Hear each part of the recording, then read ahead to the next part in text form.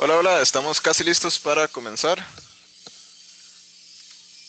Entonces, estoy esperando que terminen de cerrar la puerta y me den el go ahead para iniciar la presentación.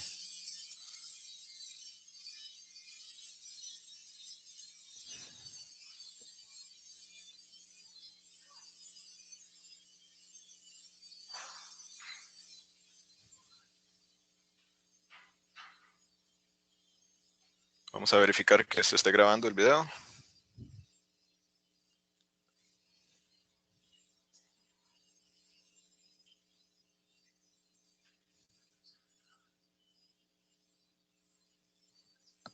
Ok, entonces creo que estamos listos. Muy buenos días, mi nombre es Sergio Morales. Para los que no me conocen, soy colaborador acá de Gap durante más o menos 4 años. He estado desempeñándome como desarrollador de backend web, de Android y también como arquitecto en algunos proyectos. Y hoy vamos a hablar acerca de lo que es el aprendizaje de máquina. La presentación de hoy es introductoria, lo que busca es introducir algunos conceptos teóricos básicos del área y establecer tal vez un poco el entendimiento de un pipeline, de cómo funciona un pipeline normal de aprendizaje de máquina, haciéndole publicidad a la presentación de mañana que también voy a dar acerca de montar un pipeline de aprendizaje de máquina con librerías que se utilizan comúnmente en lo que es el lenguaje Python. Del lado de académico, mi interés en el aprendizaje de máquina surge de experiencias que he tenido durante mi educación. Trabajé en un laboratorio de bioinformática como parte de mi estudios de especialidad del tecnológico. La bioinformática es un área en la que se utiliza muchísimo el aprendizaje de máquina y además, como parte de mi tesis de maestría, también empleé el aprendizaje de máquina sobre datos de la misión Kepler de la NASA de búsqueda de exoplanetas. Entonces, empecemos la presentación. Como pequeña introducción, me gustaría hablar un poco acerca de la frase, digamos, aprendizaje de máquina. Esta puede entenderse como un antropomorfismo, el otorgarle a objetos o a criaturas acciones o atributos que propiamente conocemos como humanas. Y esto nos puede llevar a pensar que tal vez la frase aprendizaje de máquina es muy exagerada o es tal vez incorrecta. Sin embargo, a pesar de que le podemos dejar muchas de las connotaciones de esa pregunta a los filósofos, lo que sí puedo decir con toda claridad es que la aprendizaje de máquina se basa muchísimas veces en la manera en la cual los seres humanos tomamos decisiones y en la cual interpretamos nuestros alrededores y cómo decidimos qué acciones tomar o cómo clasificar los impulsos que llegan de nuestros 5 sentidos. Hablemos entonces de la agenda. Los temas que vamos a tratar hoy, en primer lugar, voy a hablar un poco acerca de la toma de decisiones en los seres humanos y cómo sigue un poco la línea que les contaba anteriormente de la inspiración que otorga la manera en la que funciona nuestra toma de decisiones. Luego voy a introducir los conceptos básicos del aprendizaje de máquina, los procesos y algunos de los usos que se les da al área. Luego vamos a hablar acerca de datos, porque como voy a mencionar, los datos, sin datos, un proceso de aprendizaje de máquina, por más perfecto y eficiente que sea, simplemente no va a funcionar, no es nada. Y luego voy a describir los pasos comunes en un pipeline de aprendizaje de máquina, como lo son el entrenamiento y la evaluación, hablando un poco acerca de las diferencias en este último paso que existen para diferentes tipos de aprendizaje, como lo es el aprendizaje supervisado, el no supervisado y los conceptos de regresión y clasificación para lo que es el aprendizaje supervisado.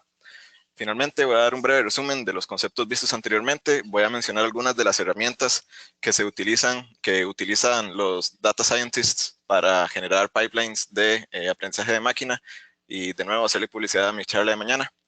Luego vamos a pasar a lo que serían preguntas y discusión y eso sería todo por hoy. Entonces, empecemos. ¿Cómo tomamos decisiones los seres humanos? En primer lugar, creo que es importante plantar el hecho de que todo nuestro comportamiento está basado en decisiones. Por ejemplo, no solo decidimos acciones tales como la ruta que vamos a tomar después del trabajo para llegar más rápido a nuestra casa o la marca de champú que queremos comprar en el supermercado, sino también cómo interpretar lo que nos rodea. Por ejemplo, cómo reconocemos que una persona es una persona a pesar de que nunca antes la hayamos visto. Cuando conocemos por primera vez a alguien, no tenemos que cerciorarnos de manera muy conscientemente de que sea un ser humano, sino que con ver que tiene 2 ojos y una boca, podemos interpretarla como tal. Y parte de eso, la manera en la que surge ese tipo de análisis es por medio del mecanismo de toma de decisiones y de detección de patrones que es habilitado por nuestro sistema nervioso. El aprendizaje de máquina, en este caso, este ejemplo de las redes neuronales se basan casi directamente de la manera en la que funciona nuestro sistema nervioso. Tomemos el ejemplo de cómo funciona una neurona. Aquí podemos ver el diagrama de una neurona. Del lado izquierdo vemos las dendritas que están conectadas a las terminales axones, los axones de otras neuronas. O sea, básicamente tiene varias entradas. Y la neurona, el funcionamiento básico, es bastante sencillo. Señales eléctricas o impulsos eléctricos vienen de las dendritas, que esto viene proveniente de otras neuronas, y la neurona internamente debe elegir si, dependiendo de la fuerza de esos impulsos eléctricos que vienen de las dendritas, son lo suficientemente fuertes como para ameritar que se propague esa señal a través de los axones. Eso significa que las neuronas funcionan como una compuerta lógica. Decide sí o no seguir el impulso y propagarlo hacia las neuronas a las que está conectada.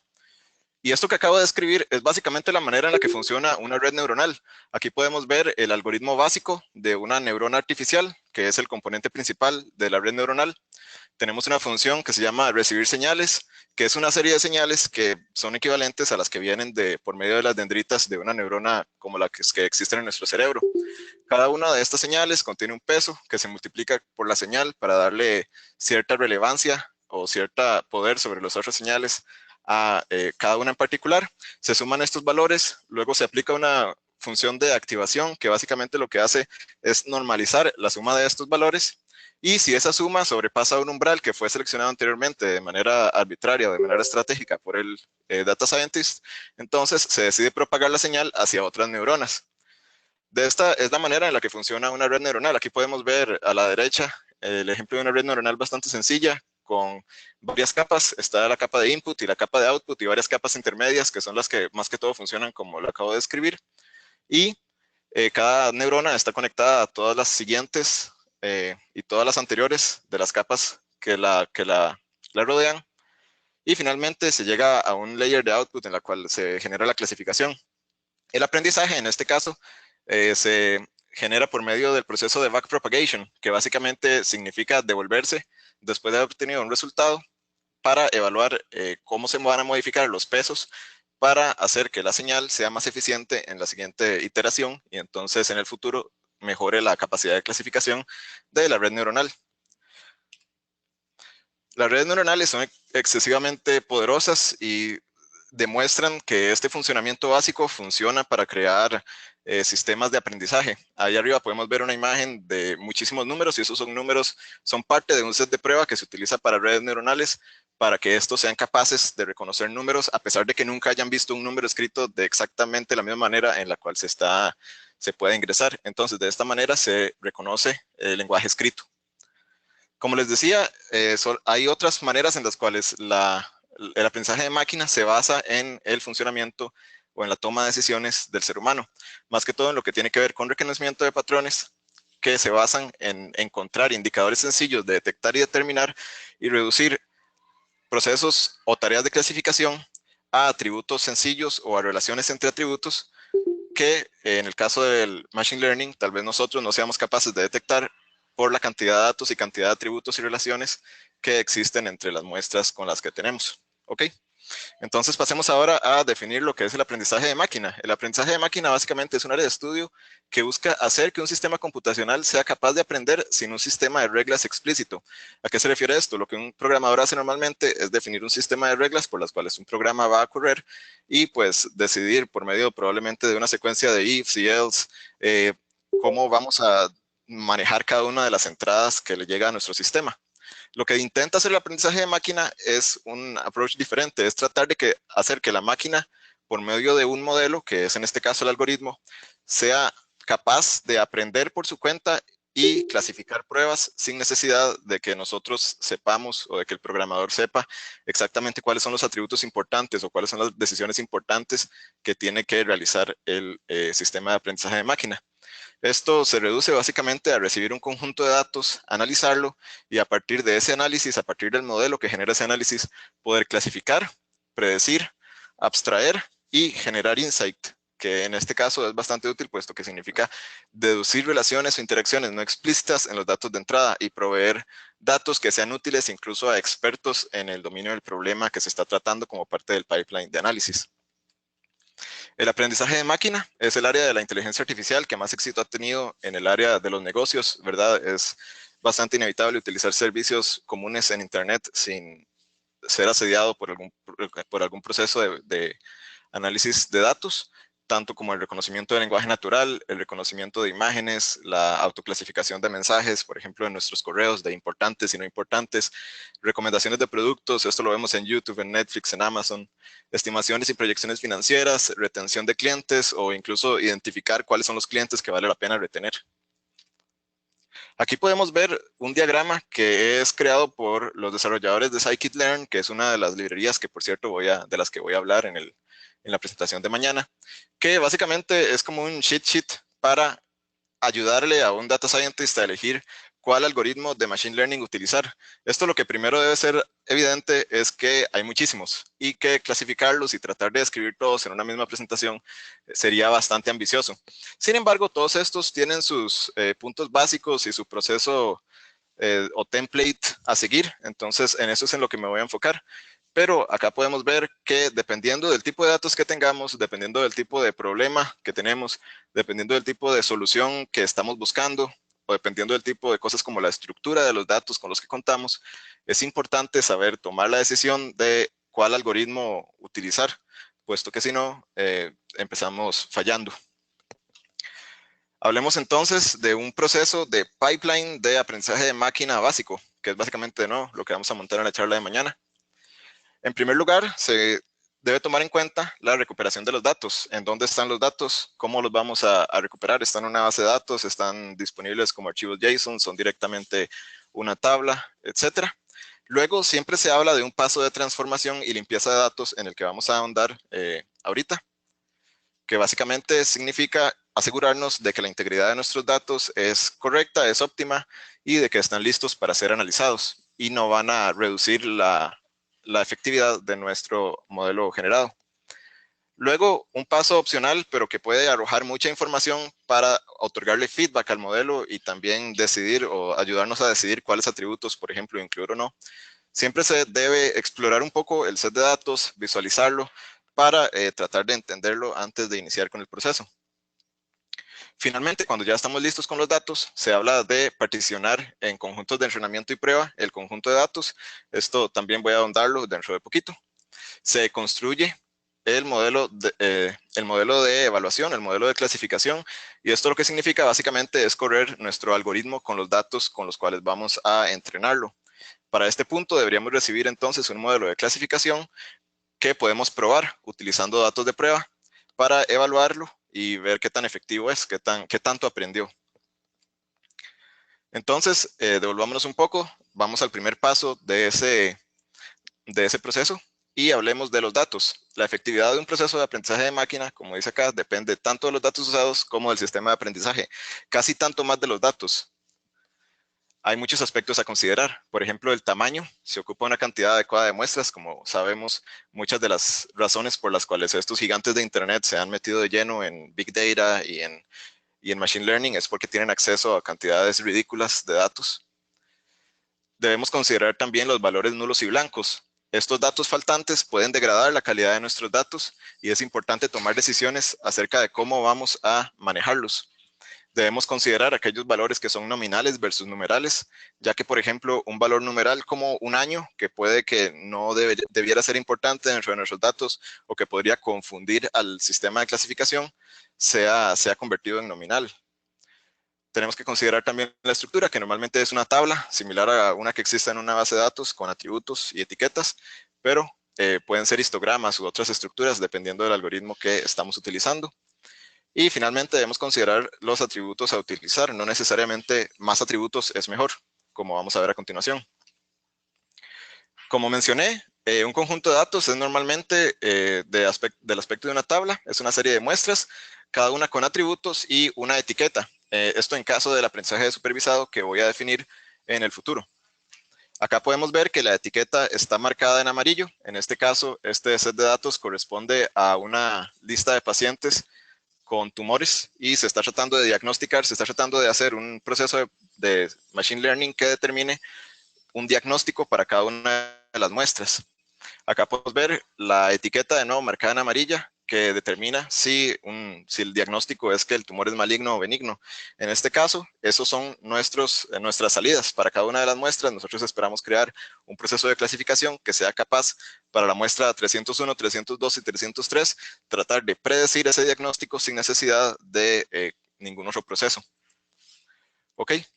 Entonces, como les dije, es muy probable que sea necesario limpiar y transformar o procesar de alguna manera los datos previo al modelaje o previo al entrenamiento del sistema.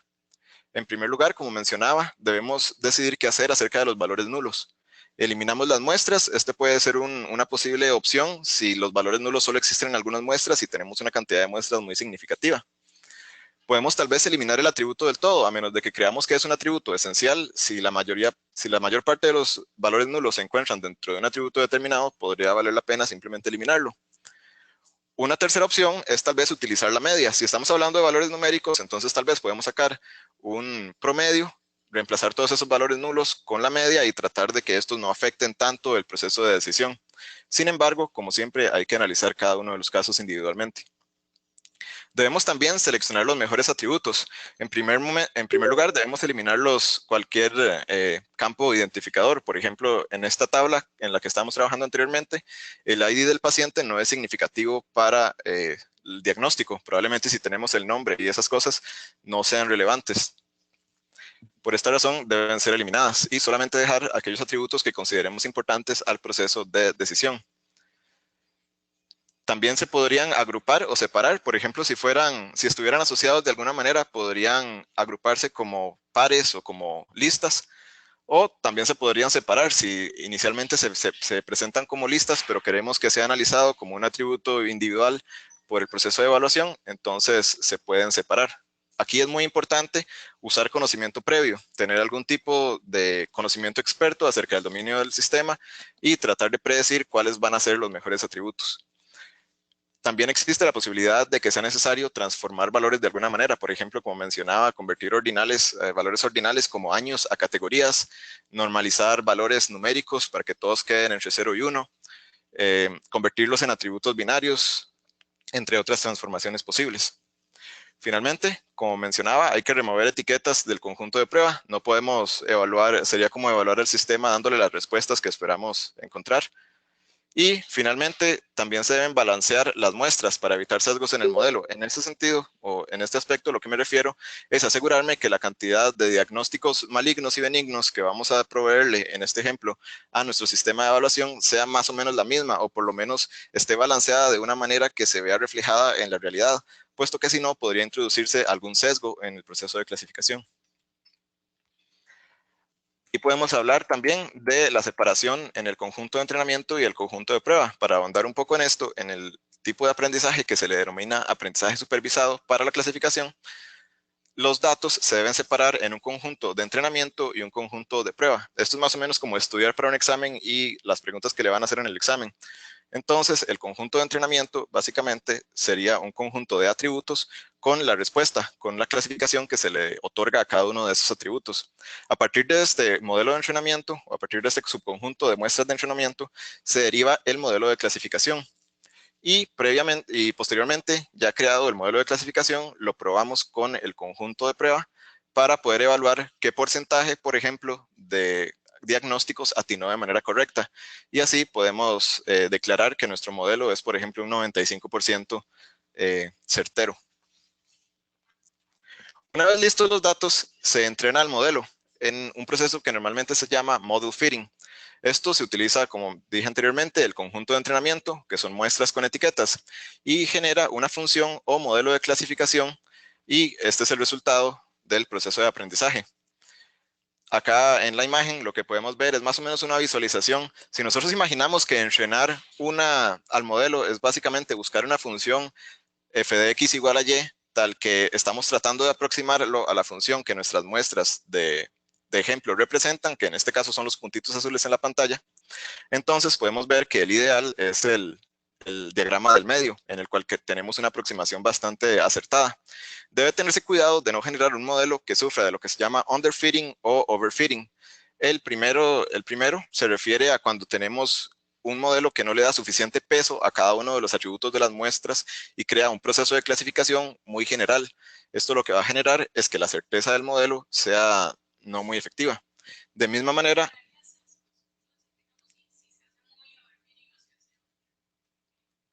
sí, esto lo que haría sería crear clasificaciones incorrectas a la hora de evaluar el sistema. Del lado de overfitting, lo que estamos haciendo es todo lo contrario, dándole demasiado peso a cada uno de los puntos. Esto lo que hace es que seamos buenísimos para estimar los puntos, pero al momento de darle cualquier otra muestra en el subconjunto de prueba, evidentemente va a fallar en atinar los valores que estamos buscando. Entonces, no nos sirve crear un sistema de aprendizaje que es experto dando respuestas a problemas que ya tenemos, a problemas que ya sabemos cómo se solucionan o cuál es su clasificación. Como mencioné, el resultado del entrenamiento es un modelo que puede tomar muchas formas. Entre estos, una red neuronal, como vimos anteriormente, una lista de reglas, un árbol de decisiones, como el de la imagen. También puede arrojar algunos artefactos o información relacionada importante, como por ejemplo, en este árbol es muy evidente que probablemente el atributo más importante para decidir si el paciente tiene un tumor benigno o maligno sea el que está más arriba dentro del árbol, el root. O también algunos, como las listas de reglas, pueden proveer una lista ordenada de importancia de atributos y esto puede crear un loop de feedback que nos permita crear un modelo aún mejor en una segunda iteración, ya sabiendo, por ejemplo, que alguno de los atributos más bien lo que hizo fue confundir al sistema. Ya teniendo el modelo desarrollado, puede utilizarse el conjunto de prueba al que previamente le habíamos removido las etiquetas para verificar la precisión del modelo y de nuevo poder declarar el porcentaje de certeza que tiene el modelo en el proceso de aprendizaje. Definamos ahora lo que es el aprendizaje supervisado. Este es básicamente el proceso que he estado siguiendo en este ejemplo. Se refiere a todos aquellos modelos que son entrenados utilizando pares de entrada y salida, en este caso, nuestras listas de atributos y las etiquetas. Es decir, la clasificación esperada es provista como ejemplo. Básicamente le estamos dando al sistema de clasificación un cuestionario y le estamos dando las respuestas a esas preguntas para después evaluarlo, para ver qué tanto aprendió con preguntas sin respuestas. Esto hace uso de los conjuntos de entrenamiento y prueba. Y algunos ejemplos de los algoritmos relacionados con este tipo de aprendizaje son los árboles de decisión, la regresión lineal, el de búsqueda de vecinos cercanos y las máquinas de soporte vectorial. El aprendizaje no supervisado, por otro lado, se refiere a todos aquellos modelos que son entrenados sin proveer etiquetas o valores de clasificación. Eso significa que básicamente le estamos dando datos y estamos tratando de que el mismo sistema de clasificación o el mismo sistema de aprendizaje genere su propia clasificación. Esto normalmente lo que genera son agrupaciones de muestras que después tienen que ser interpretadas por algún experto del área en la cual se están proveyendo las muestras. Como dije, se busca que el modelo arroje información no descubierta acerca de atributos o relaciones entre atributos, y algunos ejemplos de este son clustering y redes neuronales. Aquí vale la pena mencionar que redes neuronales se usa para absolutamente todo. Funciona tanto para supervisado como no supervisado y para clustering, que voy a mencionar ya ahorita. Para diferenciar también entre lo que es la regresión y la clasificación, como dije anteriormente, el proceso que seguí como ejemplo anteriormente era de clasificación. Esto significa que estamos buscando para cada una de las muestras una categoría. En nuestro caso era benigno o maligno. La regresión es un poco diferente en el sentido en que lo que está buscando no es una clasificación, sino un valor continuo. No necesariamente tenemos una lista discreta de valores que puede arrojar como resultado nuestro proceso de evaluación, sino una lista, o no, más bien un rango de valores continuos para que pueden ser respuestas a las entradas del modelo de evaluación. Aquí podemos ver un pequeño resumen de lo que acabo de mencionar. Tenemos el aprendizaje de máquina, que como había mencionado, es el crear modelos de solución a problemas de toma de decisión sin ninguna programación explícita. Esto lo podemos dividir un poco en lo que es el aprendizaje supervisado, al que se le proveen pares de muestra y resultado o etiquetas al proceso de modelaje. Y podemos solucionar con esto problemas de regresión y clasificación. Regresión siendo la predicción de valores continuos y clasificación siendo la predicción de valores discretos o categorías. El aprendizaje no supervisado, por otro lado, no se proveen ejemplos de la clasificación esperada y por lo tanto una consecuencia de esto es que no podemos realmente evaluar el resultado, simplemente ver la manera en la que fueron agrupadas cada una de estas muestras y tratar de sacar resultados que sean relevantes al dominio del problema a partir de las mismas. Aquí hablamos de clustering, que es justamente eso, tratar de generar clústeres de muestras que revelen patrones o similitudes en los atributos de los datos provistos que tal vez antes no hayan sido notados o que funcionen como feedback para alimentar otros procesos de aprendizaje de máquina. Hablemos entonces de algunas herramientas de Machine Learning, por si después de esta presentación están interesados en entrarle de lleno al tema. Weka es una librería de Java y además es un programa standalone. Esto significa que no necesariamente tienen que conocer Java para utilizarlo. Pueden descargar Weka y empezar a jugar con los algoritmos que tiene disponible. Tiene también bastantes ejemplos y tutoriales en su sitio web, entonces es un punto de entrada bastante amigable. Scikit-learn es una librería de Machine Learning de Python. Es una de las más utilizadas con este propósito por data scientists que trabajan en Python. Y de nuevo, publicidad para la presentación de mañana, en la cual vamos a estar utilizando Scikit-learn con Matplotlib y Pandas para generar un pipeline de aprendizaje de máquina como el que describí anteriormente. R también es un lenguaje de programación orientado a la computación estadística y también funciona para apoyar muchísimo el proceso de aprendizaje de máquina y para crear procesos de aprendizaje de máquina. Y TensorFlow, que también vale la pena mencionar, es una librería de matemática simbólica y es utilizada muy frecuentemente para el desarrollo de redes neuronales. Eso sería todo para la presentación de hoy. No sé si tienen algún comentario o pregunta. Muchas gracias por su atención.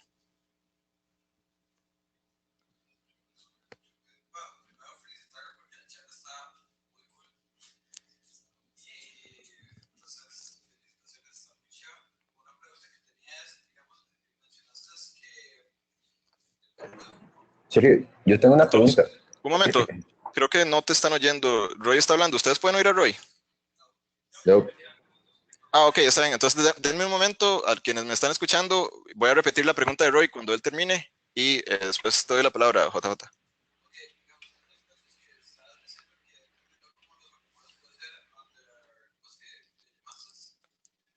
Underfitting y overfitting.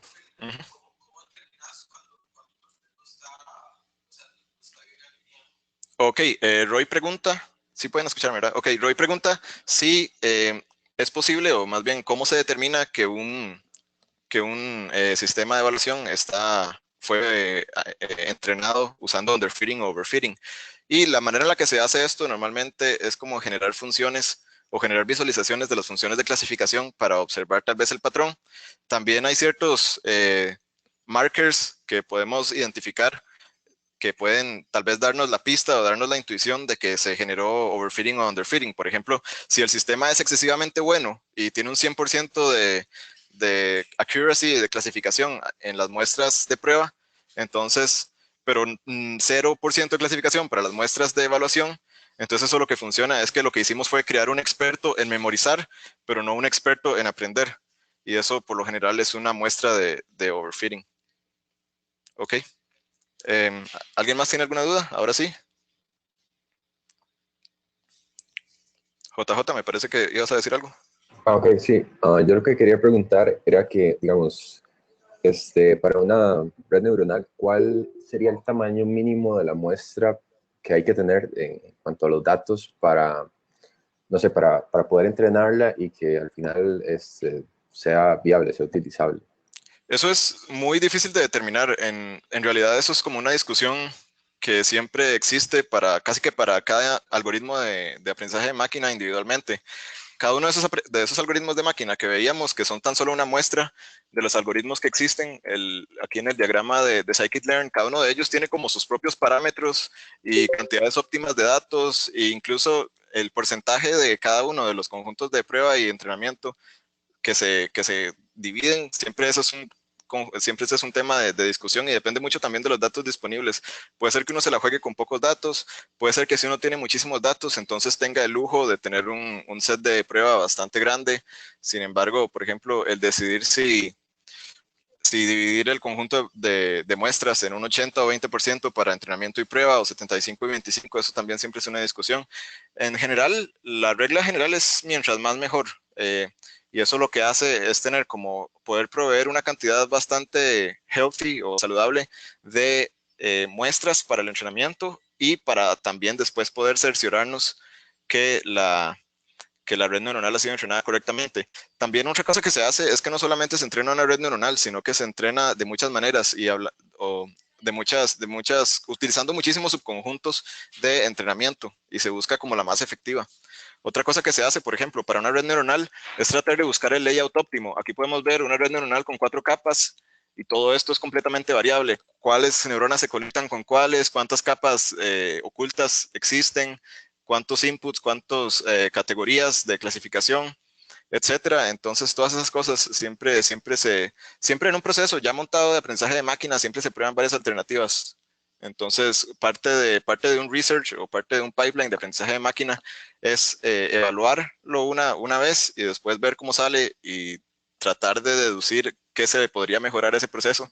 Normalmente los outputs de ese proceso, las salidas y los datos que arrojan, son buenas pistas para tratar de iterar sobre ese mismo proceso de aprendizaje y generar una nueva versión que sea mejor. Ok. Ok, fuera bien. No, como decía, bueno, la pregunta escrita es de nuevo que cómo se determina el volumen de datos adecuado y de nuevo eso es muy variable. El mejor assumption o lo mejor que se puede asumir es que mientras más mejor, esto hace que los datos sean resilientes, o resistentes a el proceso de transformación y limpieza, puesto que el proceso de transformación y limpieza muchas veces supone borrar datos, eliminar atributos, tal vez algunos datos son outliers y vale la pena más bien eliminarlos para que el sistema no cree sesgos o se confunda.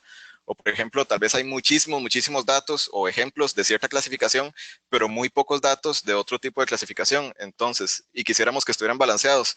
Entonces, vamos a tener que volarnos un montón de esos datos de los que les hay un montón y eso es más o menos dispararnos en el pie, en cierta manera, en cuanto a la cantidad de datos, porque siempre, mientras más se puedan utilizar para el proceso de entrenamiento, mejor. Entonces, eso depende mucho de la integridad de los datos y de cuál es también el algoritmo que vamos a estar utilizando. ¿Cuál sería la segunda pregunta?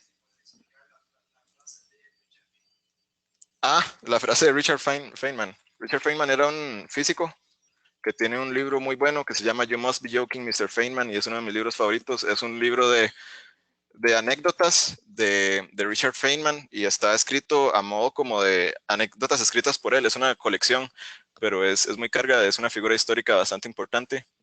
Trabajó en la bomba atómica, es muy cool. Y la frase lo que dice es: Nature uses only the longest threads to weave her patterns so that each small piece of her fabric reveals the organization of the entire tapestry. Y esto lo que dice es que la naturaleza como que encierra patrones escondidos dentro de las partes más pequeñas de todo lo que crea. Por ejemplo, aquí podemos hablar del ADN. Probablemente esta es una de las cosas a las que hacía alusión la frase, que codifica, digamos, la construcción completa de un cuerpo humano en una parte tan pequeña como una célula. A eso era lo que se refería. Muy recomendado el libro You Must Be Joking, Mr. Feynman. Es excelente, tiene una portada muy bonita y en realidad es muy gracioso. No es ni siquiera tan técnico, no es de ciencia, no es ni siquiera pop science. Es como una serie de anécdotas de una persona increíblemente inteligente que arreglaba radios en su infancia y hackeaba líneas de teléfono y también tenía como hobby el abrir cerrojos. Entonces, hay historias acerca de cómo se metió en problemas durante el desarrollo de la bomba atómica por estar abriendo lockers de compañeros y cosas así. Es increíble, es un libro muy bueno.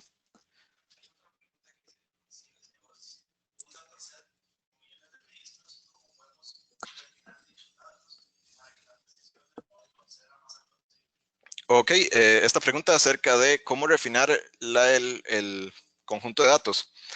Esto normalmente lo que se hace es crear operaciones en batch, digamos, no vamos a estar revisando dato por dato. Aquí es donde viene a pesar muchísimo el conocimiento previo que tengamos acerca del dominio del problema. Por ejemplo, estaba leyendo yo para la elaboración de la charla de mañana un ejemplo con equipos de béisbol. Había un desarrollador, un data scientist que estaba muy involucrado con el área de béisbol, era un fan y quería poder hacer predicciones acerca de números de bateo y cosas así en las temporadas futuras. Y pues su conocimiento le ayudaba un montón porque él describía cómo, por ejemplo, el béisbol ha pasado de época en época y en cada una de esas épocas los números de bateo y la manera como se jugaba el juego era increíblemente diferente. Y él quería de alguna manera involucrar todos estos datos y como tratar de dividirlos en épocas y cosas así. Entonces él explica y describe su proceso de transformación y hace cosas muy interesantes con los años, como clasificarlos, convertirlos en valores binarios, agruparlos para que para que existiera un atributo que representara la época a la que pertenecía y cosillas así.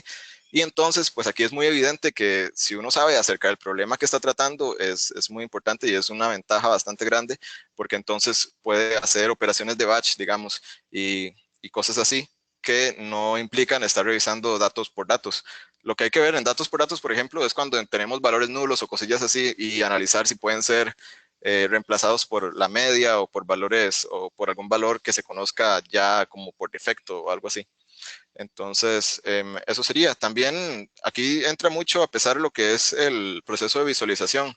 Normalmente se pueden analizar miles de datos visualmente, si se crea un gráfico o si se crea curvas de análisis o cosas así, se pueden detectar puntos de outliers, por ejemplo, algún valor que no se conforme con todos los demás y que tal vez valga la pena o remover o más bien sea muy importante incluirlo para nuestro modelo, de nuevo, dependiendo del conocimiento que tengamos acerca del problema que estemos tratando. En la charla de mañana voy a hablar acerca de Pandas, que es una librería de tratado de datos y que ahí se generan muchísimos ejemplos acerca de este tipo de transformaciones en bache, digamos. Uh-huh.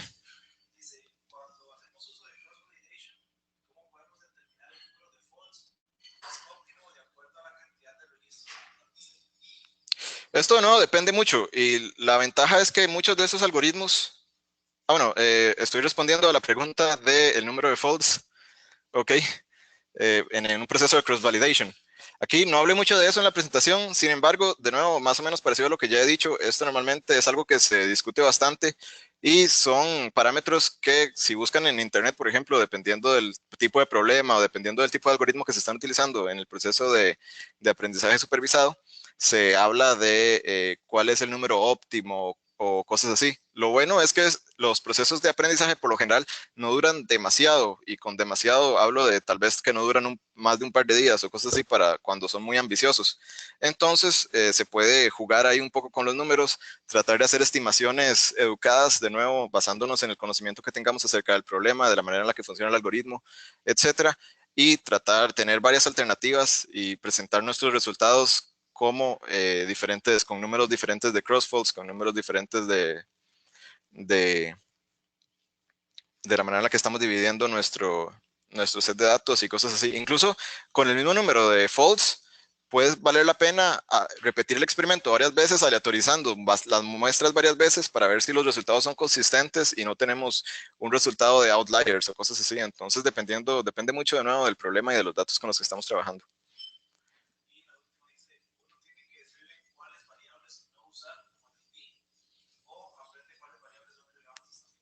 Ok, en cuanto a aprender acerca de valores irrelevantes, pues sí, es probablemente que si nosotros le alimentemos el ID al ser un valor arbitrario, el sistema de aprendizaje se dé cuenta de que no es importante. Sin embargo, existe la posibilidad, digamos, de que se confunda o de que se engañe a sí mismo y vea un patrón donde evidentemente no lo existe. Entonces, tal vez si los nombres de los pacientes estuvieran dentro de nuestro set de datos, tal vez se le ocurre decir en algún lado que la gente cuyo nombre empieza con S es más posible que vaya a generar cáncer y que no. Y entonces eso lleva a algún titular de algún periódico de alguien muy confundido con nuestros resultados. Y ahí es donde empieza el mal journalism, science journalism, que existe mucho en el área del periodismo. Entonces, es muy importante que si nosotros sabemos que algún dato no es importante, que algún atributo no es importante, eliminarlo simplemente como parte del proceso de limpieza y tratar de ayudarle un poco a los algoritmos de aprendizaje. Los algoritmos de aprendizaje son o sea, son bastante frágiles y no son tan robustos, o algunos por lo menos de ellos no son tan robustos como para poder intuir estas cosas a la primera, por decirlo así. Entonces, sabiendo que un ID o sabiendo que algo que es identificador del paciente, pero que no es relevante a su situación, es irrelevante, podemos simplemente eliminarlo y tratar de salvarnos un poco de tiempo, más cuando estos procesos pueden durar muchísimo para una cantidad muy significativa de datos. Nos ahorramos nosotros un poco de tiempo borrándolo nosotros mismos. Y creo que con eso estamos. Muchísimas gracias a todos por asistir. Por favor, si pueden, asistan mañana. Va a ser bastante interesante, puesto que vamos a poner todo esto en práctica con ejemplos ya de código en Python, que es muy fácil de programar. Y eso sería todo. Muchísimas gracias. Denle like, comentas y subscribe. Gracias. Ahora sí, vamos a hacer la rifa. Vamos a hacer la rifa. Bueno, primero